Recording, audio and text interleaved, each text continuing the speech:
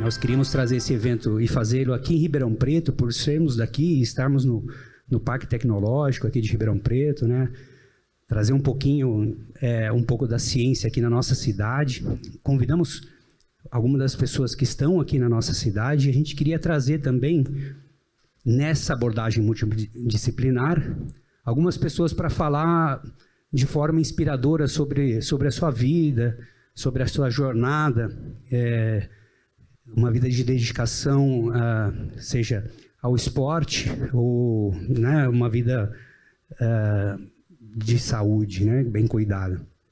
E a gente tinha alguns nomes para pensar. Um dos nomes que a gente pensou e nós convidamos e felizmente aceitou o convite para estar aqui com a gente foi o do atleta, né, o Ricardo Aguiar, que vai falar um pouquinho para a gente aqui o ingrediente da disciplina que nutre o sucesso. O Ricardo, bom, acho que todos conhecem, mas dispensa comentários. Ele tem 20 anos representando o Brasil, né, como ex-atleta e atual técnico da Seleção Brasileira de Karatê. Ele é ex-campeão pan-americano de Karatê e também bicampeão mundial. Palestrante, ex-secretário da Casa Civil e atual secretário de Esportes de Ribeirão Preto. Tenho acompanhado ele, estava participando com jogos jovens aqui, atletas em Ribeirão Preto, são jogos que trouxeram um olhar para a nossa cidade aqui também. Um trabalho muito bonito com os atletas. E é uma honra recebê-lo aqui, Ricardo, para contar um pouquinho aí da sua jornada, da sua história inspiradora. Espero que você possa inspirar a todos nós aí também. Tenho certeza que o fará. Muito obrigado. Vamos lá, Thor! Seja forte, cara! Aguenta nosso peito! Faz parte do processo! Você vai passar por dias ruins! Você vai passar por momentos ruins! Deus vai mandar provações pra você! Ele quer ver o quão forte você é! Ele quer ver o quanto você aguenta! E até onde você vai! Então seja forte! Quem é que já ouviu isso? Que você tem que ser forte, que você vai aguentar. Se colocou em momento de pressão, de conflito, de dúvida. O que foi falado aqui até agora, que eu pude acompanhar, não tem como fazer tudo isso que esses excelentes profissionais falaram, sem a gente falar de disciplina. Se a suplementação é baseada em evidências, o sucesso é baseado na disciplina. Eu sou Ricardo Aguiar, obrigado Gustavo e a toda a equipe da Iosen pelo convite. Prazer enorme estar falando para profissionais de saúde. Eu que sou formado, a minha formação é educação física, mas hoje eu vou falar um pouquinho de disciplina e não de sucesso. Mesmo porque o sucesso, ele é de uma avaliação interpretativa muito subjetiva. O que é sucesso para você? É ter uma casa bacana? É ter um carro legal? É conhecer o mundo? É ter uma família? É poder almoçar e ter o que comer no jantar? Isso é sucesso? Então não vou falar sobre sucesso, vou falar um pouquinho de disciplina e contar um pouquinho, compartilhar com vocês da minha carreira, de como eu cheguei até aqui e do que eu quero daqui para frente. Se você perguntar para quem está do seu lado, pode perguntar. Nós vamos fazer um exercício, quebrar um pouquinho essa parte protocolar, tá bom? Pode perguntar assim, você tem disciplina? Eu não sei porque que vocês estão rindo, tá? Pergunta de novo mais forte, você tem disciplina? Agora pergunta o seguinte, você usa a disciplina? A minha avó sempre falava quando eu ia sair da casa dela assim, Ricardo, juízo, tá? Juízo não é para ter, é para usar. Não adianta ter. Eu tenho juízo. Aí você não usa, não adianta nada. Disciplina é a mesma coisa. Disciplina é a mesma coisa, não adianta ter, né? Juízo, todo mundo tem juízo, mas poucos usam. A gente esquece, às vezes em casa, né? E quando a gente fala de disciplina, são vários títulos, são várias conquistas, são vários troféus, que com o tempo eles se deterioram. eles diminuem, eles ficam feios. Então não adianta nada eu ter esse monte de títulos e não correspondendo àquilo que eu me submeto a fazer. Alimentação é isso. Quem aqui acorda às 5:30 da manhã? Olha, a primeira vez que eu palestro que tanta gente levanta a mão. Agora eu vou fazer a mesma pergunta. Quem acorda às 5:30 da manhã e vai praticar seu exercício? Diminuiu. Quem acorda às 5:30 da manhã pratica o seu exercício de segunda a segunda? Sabe que é engraçado? Quem levantou o braço, tem um braço bem forte ali atrás. E por quê? Porque tem disciplina. Não adianta. Feliz ou infelizmente, a gente está num palco o tempo todo. Esse é o meu palco, onde eu construí, onde eu pavimentei toda a minha história. E para subir ali, por muitas vezes eu estava aqui em cima, e há 10 anos eu estou aqui embaixo, nessa casinha, chama Coach Box, onde eu oriento quem está aqui em cima. Mas o que acontece? Sempre vai ter alguém te observando. E a disciplina não deixa de ser um treinamento. Você treina a disciplina todos os dias. Quer você queira, quer você não. Não dependa de ninguém para ter disciplina. Porque meu pai deu o exemplo, porque ele sempre foi muito disciplinado. Esquece. O meu amigo vai me convidar para ir malhar às 5:30 da manhã? Esquece. Disciplina é treinável, mas você precisa alimentá-la o tempo todo. E contando disso aqui, eu vou contar um pouquinho de como isso aí fez parte da minha vida. Para mim, o tempo inteiro, tem um público assim me olhando. Para vocês também, que vocês não sabem. Sempre tem alguém te olhando. É o paciente que vai no teu consultório, é o grupo de amigos que você sai na quinta-feira para um happy hour, é o final de semana que você vai visitar seus familiares em outra cidade, não importa. Sempre vai ter alguém te olhando. E para isso, tem hora que você tem que fazer coisa que não parece ser normal. De ponta cabeça, agradecendo, e muito. Isso não é montagem, tá? Garanto para vocês que não é montagem. Eu tenho 47 anos de idade. Desde os 10 anos, eu comecei a usar kimono. E eu tinha um professor extremamente disciplinado. De origem japonesa, veio para o Brasil muito cedo. E ele, um belo dia, e eu me meti a ser jogador de futebol. Quem nunca quis ser jogador de futebol? Eu também quis, e eu vou provar para vocês. Volto a dizer, se a suplementação é baseada em evidência, tudo que eu vou falar aqui eu vou mostrar evidência. Tudo. Inclusive jogador de futebol. Vocês olham para mim daí, e vocês imaginam qual a posição que eu joguei. Gustavo? Defesa. Mal sabe ele que eu fui goleiro. Claro, aí você pensou assim, goleiro desse tamanho só se for de pebolim, de totó, né? Mas fui. É que com 11 anos, Gustavo, eu já era desse tamanho. Olharam para mim e falaram, esse vai ter 2 metros de altura. Evidência. Evidentemente isso não aconteceu. E eu cheguei para o meu professor uma vez e disse o seguinte para ele, mestre, sensei, né, como a gente chama. E eu fiquei muito feliz de saber que a palavra yosen tem origem japonesa. Tem uma expressão naval, uma expressão da escola naval japonesa que chama oshinobu. Repete comigo então, oshinobu. Agora repete comigo assim, ó. Jinkaku no kansen ni tsutomoru koto, makoto no michi o mamoru koto, doryoku no seishin o yashinau koto, heigyo o monzuru koto, keki no yui mashimoru koto. Esse é um lema que fala sobre respeito, fala sobre fidelidade, fala sobre conter o espírito de agressão, fala sobre esforçar-se para a formação do caráter. É um lema que a gente carrega. Em japonês parece estranho, mas em português fica muito mais confortável. E aí eu cheguei para o meu sensei, só para concluir, e disse o seguinte, olha, eu passei num teste, num clube, que inclusive, lamentavelmente para alguns e alegremente para outros, esse clube acaba de ser campeão da Copa do Brasil, e eu passei num teste nesse clube lá em São Paulo, e eu com uma medalha no peito, de kimono, num campeonato, com 11 para 12 anos de idade, disse para ele, eu vou morar em São Paulo e vou parar de treinar. E ele falou para mim, é mesmo? E ele não falava português direito, então ele disse assim, ah, sim, bom, eu faço outro igual a você, e saiu de costas andando. Aí ele saiu e parou, eu estava na arquibancada de um ginásio, ele voltou, falei, agora ele vai vir, vai me abraçar, e vai dizer não, não vá. Aquela coisa que a gente, criança, moleque e adulto, mais gostamos, que é o afago, que é o acolhimento. E ele disse, eu não faz outro igual. Eu faz outro melhor que você, né? E saiu. E aquilo eu nunca mais esqueci. Fiquei extremamente irritado com ele por bastante tempo. Meus pais não deixaram eu ir para São Paulo. Voltei para Ribeirão.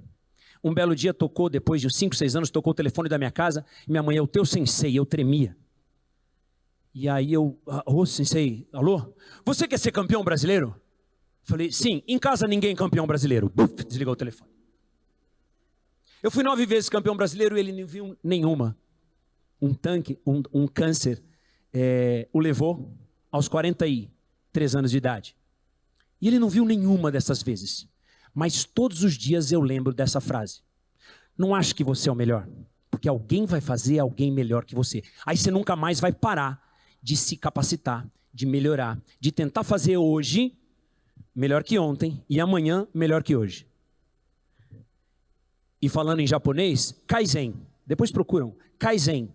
Kaizen é hoje melhor que ontem, amanhã melhor que hoje. 2 grandes montadoras japonesas de automóvel utilizam essa filosofia, a Toyota e a Honda.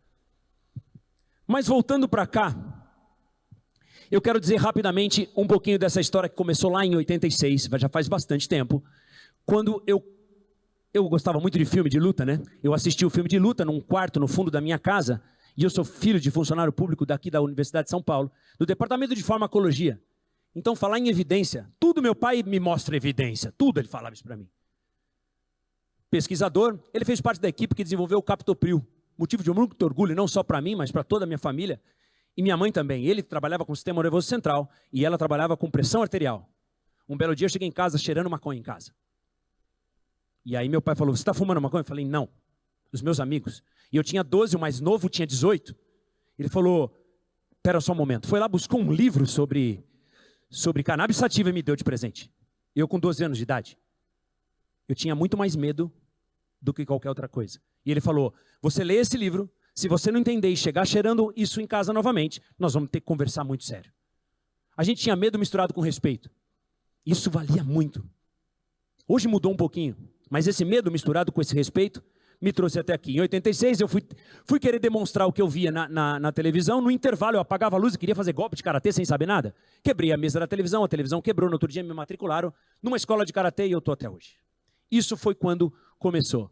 Em 92 passei rapidamente pelo futebol, 6 anos jogando num clube aqui da cidade. Em 95 voltei, karatê, futebol, sempre o esporte fez parte da minha vida. Em 96, a minha primeira viagem, a primeira vez que eu entrei num avião, foi para ir para o Japão. E era Korea Airlines. 378 passageiros. Fumante e não fumante. E eu sentei onde? No meio. Entre o fumante e o não fumante. Por que eu quero contar isso para vocês? Porque a disciplina já tinha começado aí. Eu com 18 anos de idade, eu tinha um mapa exatamente quanto tempo eu ia caminhar descendo no aeroporto de Tóquio, depois pegando uma conexão para Osaka, onde eu ia, e ficar lá por 2 meses e meio morando. E quando eu abri o meu mapa, passei na imigração, abri o meu mapa, olhei, não tinha uma palavra escrita em inglês, todas em japonês. E o aeroporto estava em reforma.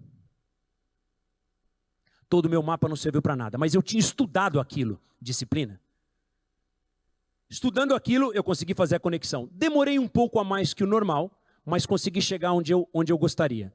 Em 97, minha primeira competição e meu primeiro título mundial enquanto atleta nos Estados Unidos. Em 98, eu voltei para o Brasil, e aí fui para uma competição, um campeonato mundial no Rio de Janeiro, e olhei uma competição mundial. Esse título mundial foi de uma organização, e o mundial no Rio de Janeiro foi pela organização unificada, que é a organização olímpica. E eu cheguei a assistir o campeonato inteirinho, e falei, eu quero estar no próximo campeonato mundial. 2020 eu estava, 1 ano depois, 2 anos depois, lá em 2000, eu estava fazendo disputa de medalha contra a Alemanha, em Munique, com 26 mil pessoas no ginásio, gritando Deutschland, Deutschland, Deutschland, torcida contra. Você gosta de torcida a favor? Eu adoro torcida contra. Quer me ajudar? Fala assim, você não vai conseguir. É verdade. Você não vai conseguir. É difícil. Fala isso para mim. Quer me ajudar? Fala, é difícil, você não é capaz. Torcida a favor me deixa meio desconfortável. Torcida contra me deixa extremamente motivado. Mas para isso eu preciso ter um plano de voo. Eu preciso planejar, eu preciso persistir, eu preciso priorizar, eu preciso propagar, eu preciso perenizar. São 5 P's que eu aprendi nessa administração enquanto secretário de esporte. Eu já vou contar isso para vocês já já. Em 2006, nasce meu filho, jogador de futebol, joga no profissional aqui do Sertãozinho, 17 anos, lindo, maravilhoso. E o Antônio está por chegar. Minha esposa está com 34 semanas e 3 dias. Depois que tua esposa está grávida, você não faz mais cálculo em meses, você faz em dias, em semanas. Olha, em 14 semanas eu tenho um jogo de futebol no clube muito importante, um churrasco com meus amigos. Você começa a fazer isso. 2007, eu vou para o Rio de Janeiro e tenho minha primeira grande derrota. Eu falei que eu não ia dizer sobre sucesso. Mas o que você define por sucesso? Alguém pode me ajudar? O que é sucesso para você? Definição de sucesso. Tá, você pensou e não quis falar, não tem problema. Sucesso é o resultado de constantes frustrações. É o acúmulo de frustração. Ninguém é campeão sem perder. E esse ano eu perdi feio. Quebrei 2 costelas. Eu era o franco favorito. Todo mundo falando de mim. Ótimo. Um momento incrível. Bum, caí. Perdi. Você vai perder. Você vai se frustrar. Mas a disciplina vai fazer com que você consiga subir. 2013, meu primeiro título mundial. 2014, meu segundo título mundial. E aí vem um reality show de cozinha, de culinária. O que tem a ver isso? Você deve ter pensado isso, né? O que tem a ver? O que ele está falando? Eu tinha um assessor que trabalhava comigo, o Gustavo, e ele disse o seguinte: Ricardo, por que você não se inscreve no Masterchef? Eu falei, para com isso, Masterchef é onde? Estava na 2ª temporada, sucesso absoluto. Masterchef nada. Não, mas tem um também na GNT, chama Cozinheiros em Ação. Depois você vai dar um Google, eu sei que você vai dar um Google e vai colocar Cozinheiros em Ação GNT. Vai sair minha foto. Eram cozinheiros, eu estou falando disso, eu estou falando de disciplina, não esqueçam. Eram cozinheiros amadores. Eu tenho uma maleta de cozinha muito legal, prateada, linda. Para onde eu vou, eu quero impressionar, eu levo a maleta.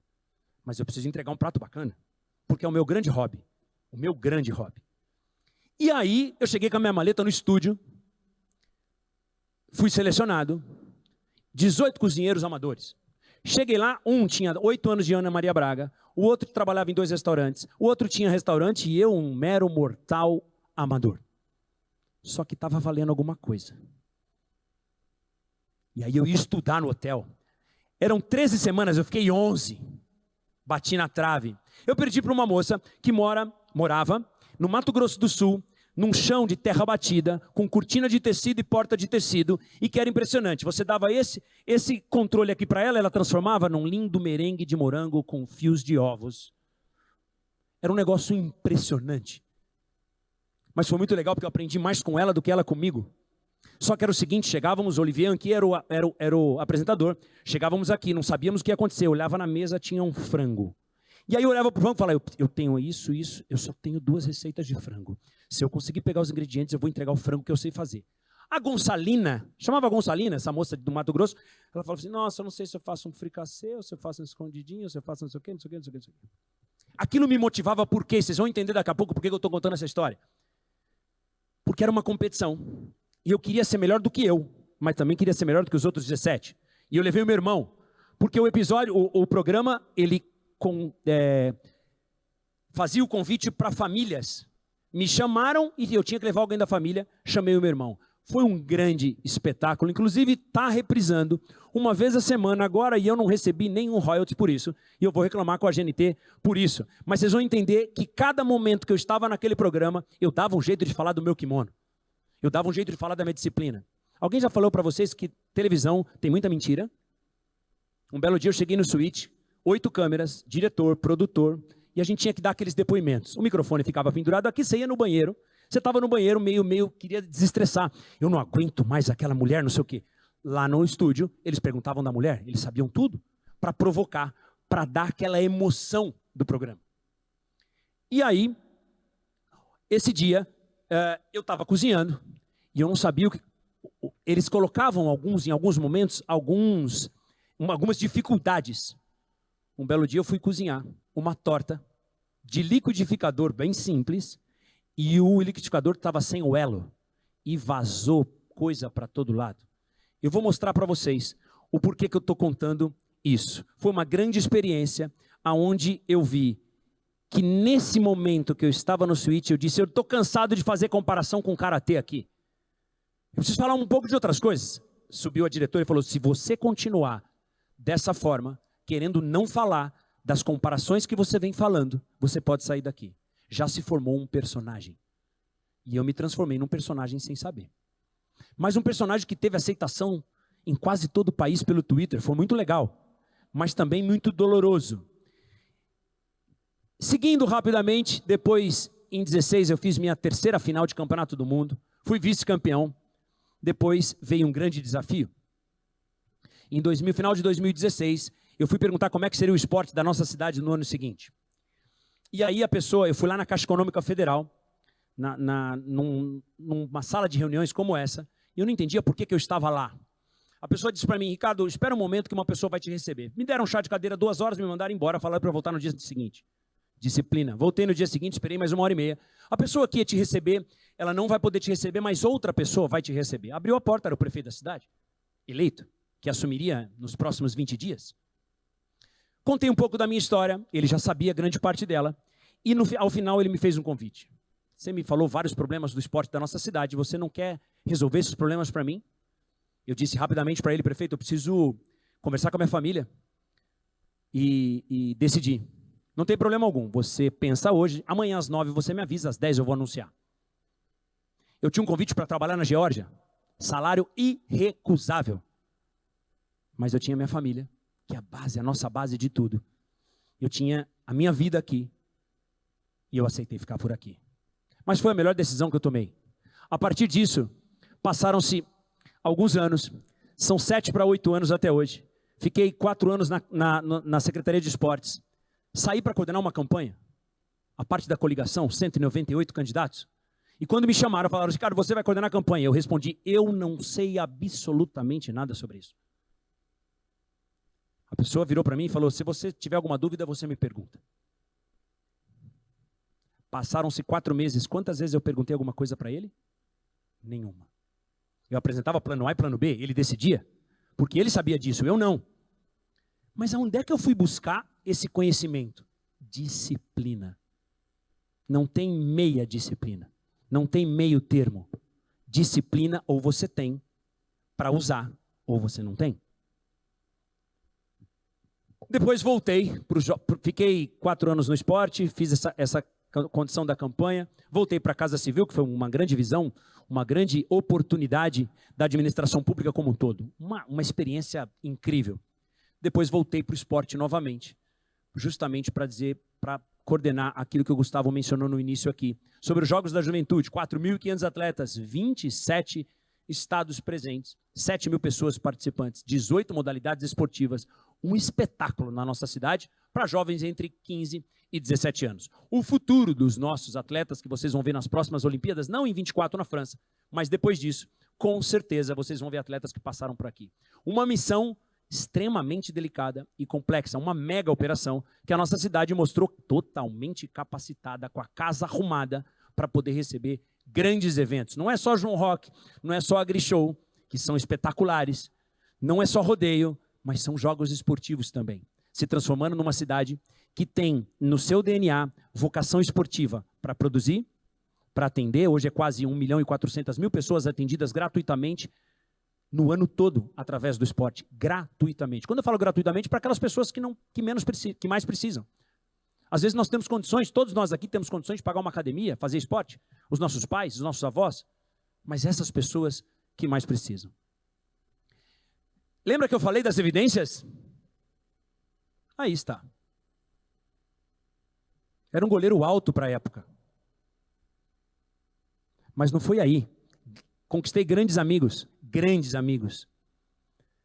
Depois assumi a seleção brasileira, fui o técnico mais novo a assumir a seleção brasileira, saindo de 23º para o 4º lugar em 2 anos de trabalho com a seleção brasileira.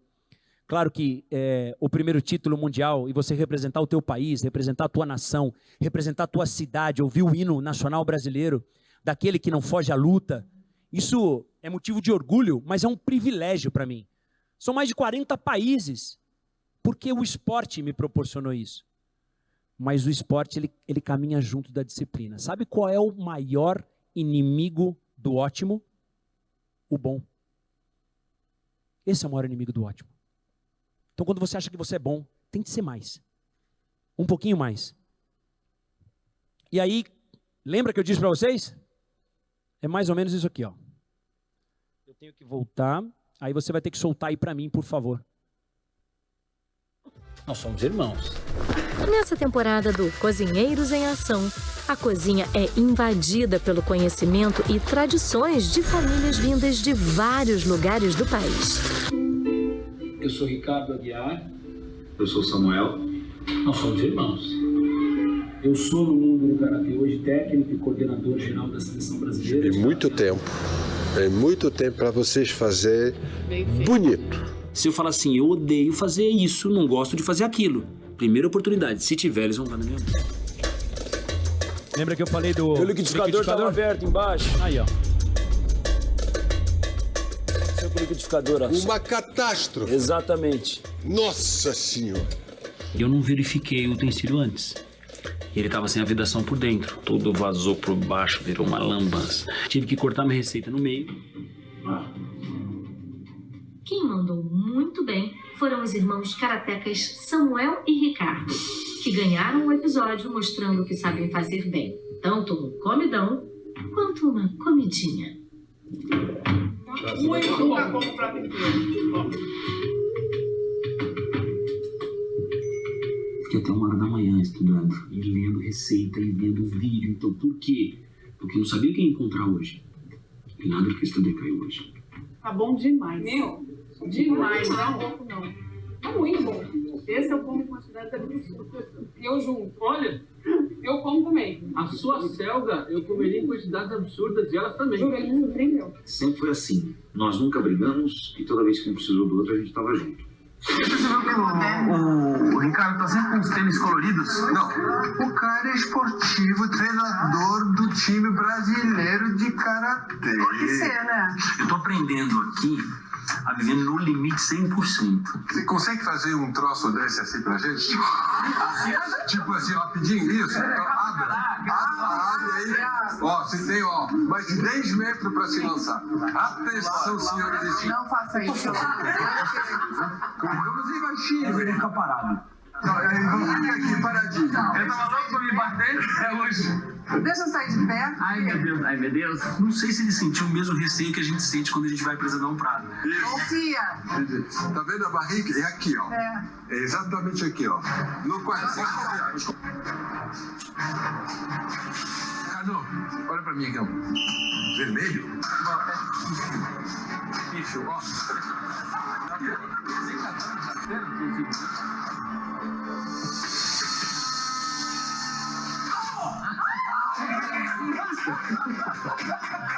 Não sei se eu fiz ele sentir um pouquinho do que eu sinto quando ele vai provar meu prato, sabe? Acho que a minha cara se não pular do contrário. Acho que eu dei o troco pra ele ali, um segundo. Você tinha um desafio. Você quer um bacon e polenta, que pra mim é uma das coisas mais pesadas que existem. E você conseguiu fazer um prato leve dentro dos ingredientes que você tinha. Então eu tiro meu chapéu pra você, porque você foi muito bem. Então, de lavada, você foi o campeão dessa turma. Muito parabéns. Não foi só o Ivan que falou que comeria quantidades absurdas, foram os 3. E comeram o prato todo. Então, assim, acho que gostaram. A me dá um xingão. Eu te vi, você não quer sério, eu te deu comida. Eu, particularmente, vou tentar fazer o meu melhor no que me foi. Detalhe, da semana passada eu não ter ido bem, eu precisava resgatar isso hoje, ou pelo menos tentar. Ricardo, chega aí. Aplausos para o vencedor, a família vencedora da família. Exatamente, eu vou dizer por quê. Estava tudo perfeito aqui. Vocês dois, hoje, mostraram para a gente uma genialidade no aproveitamento desses ingredientes difíceis que vocês ganharam. Que seja você com essa ação. Quem está com fome agora fica mais motivado ainda, né? Bom, rapidamente, isso aqui foi o MasterChef, eu fui aprovado. no segundo episódio, aqui está o e-mail que eu falei de evidência, então eu comprovo para vocês, mas eu já estava assinado com a GNT e a cláusula de contrato era 380 mil se eu desistisse e fosse para outro programa. Então não rolou, foi uma oportunidade que passou, aí são várias outras. Quando eu contei para vocês que eu assumi a Secretaria Municipal de Esportes, nós lançamos o Vôlei Ribeirão com o Serginho, o Lipe Fonteles, campeões olímpicos, foi um grande sucesso, lotando a Cava do Bosque e fazendo a sua responsabilidade social, quase 50 toneladas de alimentos doados, campeões da Taça Prata, da Superliga B, quase 75 mil pessoas aí na Cava do Bosque, dessa forma, desse jeito que a gente encontrava. Campeonato Mundial de Futsal Down, e o Paradesporto é uma grande oportunidade para nós oportunizarmos aqueles atletas especiais e transformar a família deles. A Cava do Bosque, numa terça-feira, Brasil e Argentina, nós entregamos esse evento também com grande maestria e orgulho para a nossa cidade. E aí tinha uma faixa, não aparece nessa foto, que é o seguinte: na competição, uns ganham, outros aprendem. Era uma frase escrita em espanhol pela equipe da Argentina e que eu trago comigo todos os dias. Entregamos a pista de skate, todos devem conhecer, uma das maiores e melhores pistas de skate do país, não é porque é aqui em Ribeirão, mas assinada pelo Bob Burnquist, que é o 10 vezes campeão do mundo. Quase 1.400.000, quase 1.500.000 atendimentos esportivos, complexo esportivo entregue. Esse daqui está no forno, o projeto arquitetônico já está pronto, já foi entregue, agora para licitar o projeto executivo e o projeto básico para construir o primeiro centro olímpico da nossa cidade. Isso vai ser lá no Parque das Oliveiras, muito bacana, uma coisa que a gente vai deixar pronta aí para vocês. Quanto maior a dificuldade, maior o mérito em superá-la. Não adianta. Nós temos algumas coisas que a gente tem que não dar ouvidos, né? Porque se você der ouvido para quem está tentando te derrubar, você vai diminuir. Tem hora que é melhor ser surdo. Tem um vídeo rapidinho que eu queria que você soltasse para mim, ilustrando um pouquinho sobre isso.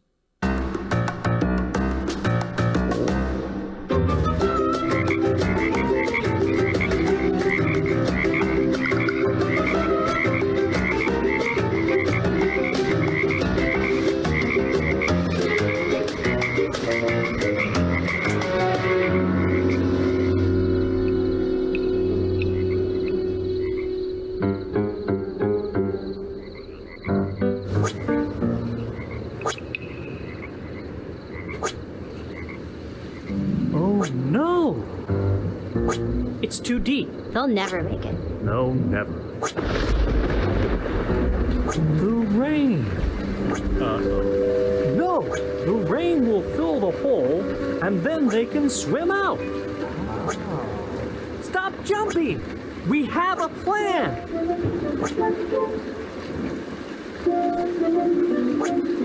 Stop. We're going to wait for the rain to fill the hole. Why aren't you listening to them? You'll never make it. It's too high.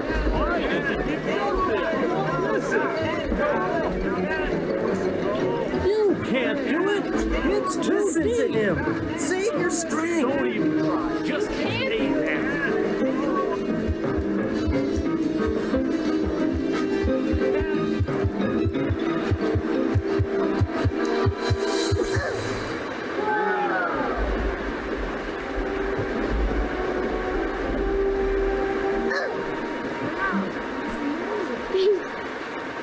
Thank you for encouraging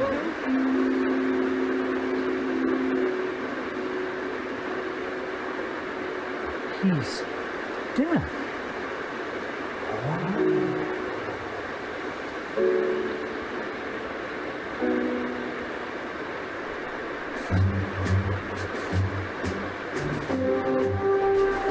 Come on!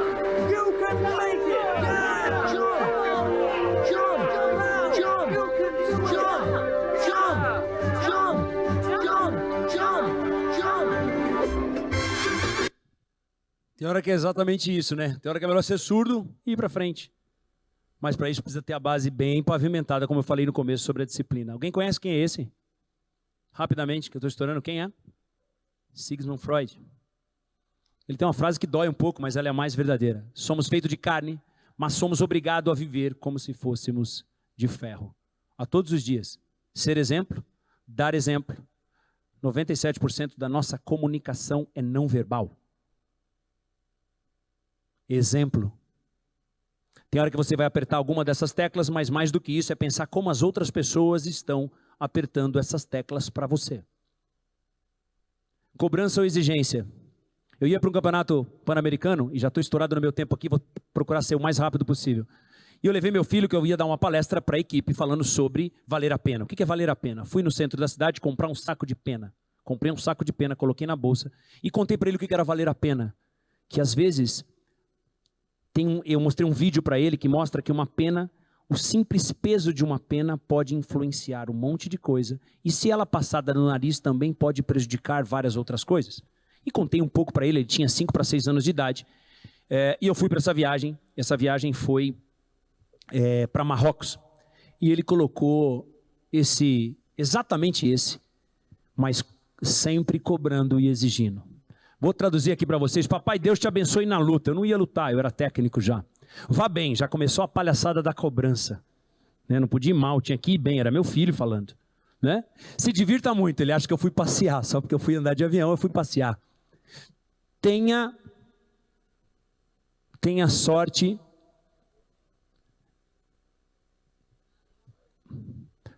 Vença a luta. Começou novamente a palhaçada da cobrança. E ele tinha razão. Se cuide bastante. Seja um bom professor de karatê e não se lembre. Na verdade, ela não se esqueça, ele confundiu. Vai valer a pena.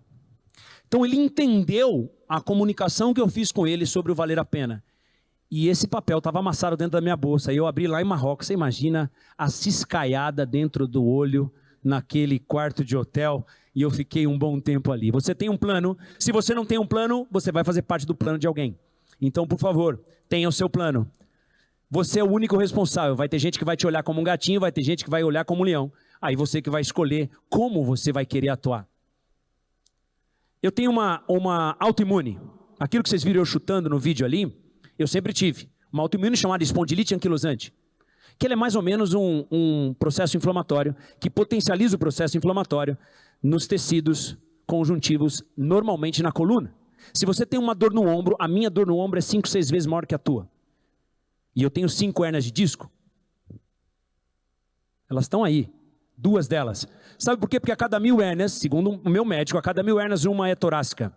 A cada 1000 torácica uma é anteriorizada. Eu tenho uma torácica, eu tenho 2 torácicas e uma anteriorizada. Já que é para ser bom, vamos ser bom em tudo, não é? Hoje eu dou risada disso. Mas fiquei quase 8 meses mancando de uma perna, com irradiação e parestesia. E eu não estou falando aqui com orgulho. Eu estou falando porque talvez você tenha um tipo de autoimune que é não identificada. Um problema na sua família. Um problema no seu trabalho. Essa autoimune me tirou da linha por muitas vezes. Essa é uma das hérnias. Ela tocou o canal medular por 8 meses. Então eu dormia de 2 a 3 horas por dia.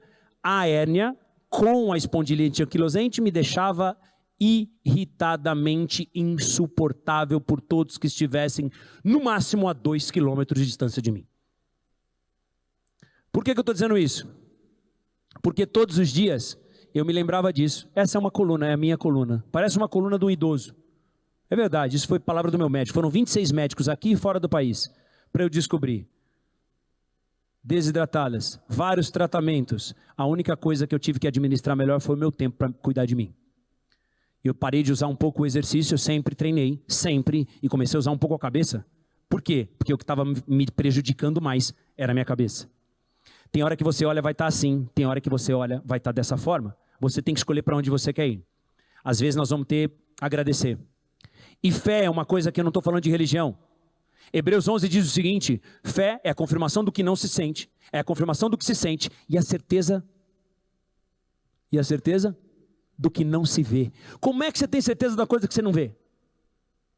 Como é que você tem a confirmação? Nós estamos falando de evidências aqui. Como? Isso é fé. 5 P's que eu falei para vocês, já falei.